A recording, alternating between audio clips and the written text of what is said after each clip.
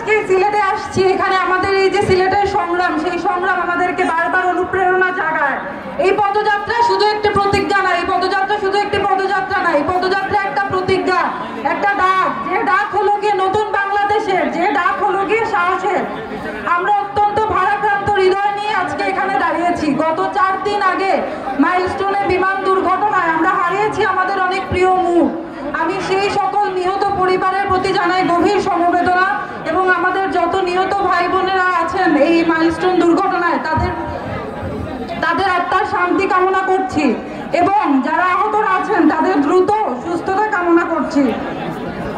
প্রিয় সিলেটবাসী, আমি শ্রদ্ধা জানাতে চাই আমাদের জুলাইয়ের যারা শহীদরা আছেন, যারা তাদের জীবন উৎসর্গ করেছেন একটা ফ্যাসিস্ট সরকার থেকে আমাদেরকে মুক্ত করার জন্য।